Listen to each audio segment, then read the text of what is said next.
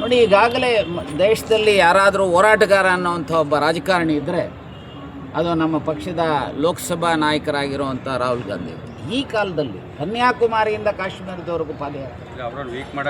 So ಅವರು ಎಷ್ಟೆಲ್ಲ ಅನೇಕ ಇಶ್ಯೂಸನ್ನು ಖರ್ಗೆ ಅವರು ಮತ್ತು ಅವರು ರಾಜ್ಯಸಭಾದಲ್ಲಿ, ಇವರು ಲೋಕಸಭಾದಲ್ಲಿ ದೇಶದ ಜ್ವಲಂತ ಸಮಸ್ಯೆಗಳ ಬಗ್ಗೆ ಹೋರಾಟವನ್ನು ಮಾಡ್ತಾ ಇದ್ದಾರೆ.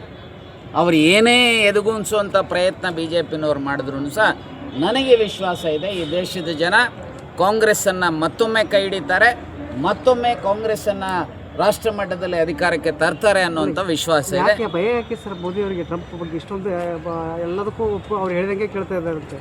ನೋಡಿ, ನಿನ್ನೆ ತಾನೇ ನನಗೆ ಆ ಮಾಹಿತಿ ಇಲ್ಲ. ನಿನ್ನೆ ತಾನೇ ಖರ್ಗೆ ಸಾಹೇಬರು ಕೆಲವು ಮಾಹಿತಿಗಳನ್ನು ಮುಂದೆ ಇಟ್ಟಿದ್ದಾರೆ.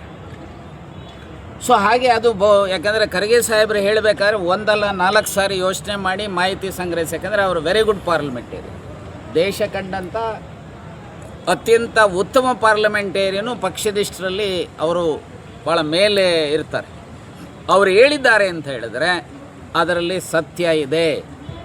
ಇದರಲ್ಲಿ ಎಲ್ಲೋ ಇವರು ರೆಸಾರ್ಟ್ಗಳಲ್ಲೋ ಮತ್ತೊಂದರಲ್ಲೋ ಮಗದೊಂದರಲ್ಲೋ ಮಾಡಬಾರದ ಕೆಲಸಗಳನ್ನು ಮಾಡಿರುವಂಥ ಏನಾದರೂ ಮಾಹಿತಿಗಳು, ಸಿಡಿಗಳು ಅವರ ಖರ್ಗೆ ಸಾಹೇಬರು ಹೇಳಿರೋದ ಹಿನ್ನೆಲೆಯಲ್ಲಿ ಬಹುಶಃ ಅದರ ಭಯದಿಂದ ಸುಮ್ಮನೆ ಇದ್ದಾರೋ ಅಥವಾ ನಾನು ಇದಕ್ಕೆ ಅರ್ಥ ಆಗ್ತಾಯಿಲ್ಲ, ಏನು ಮಾಡ್ತಾಯಿದ್ದಾರೆ ಇವರು ಆರ್ ಎಸ್ ಎಸ್ನವರು? ಇವ್ರನ್ನ ಕಂಟ್ರೋಲ್ ಮಾಡೋರು ಆರ್ ಎಸ್ ಎಸ್ನವರಲ್ವಾ? ಭಾಗವತರೇ ಏನು ಮಾಡ್ತಾಯಿದ್ದೀರಿ? ದತ್ತಾತ್ರೇಯ ಹೊಸಬಾಳೆಯವರು ಏನು ಮಾಡ್ತಾಯಿದ್ದೀರಿ?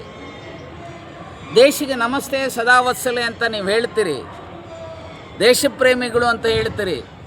ಈ ದೇಶದ ಭಾರತೀಯರು ನಟರು ಅಂತ ಹೇಳಿ ಒಬ್ಬ ಅಮೇರಿಕನ್ ಸರ್ಕಾರದ ಪರವಾಗಿ ಮಾತನಾಡ್ತಾ ಇದ್ದಾರೆ. ನೀವೇನು ಮಾಡ್ತಾಯಿದ್ದೀರಿ?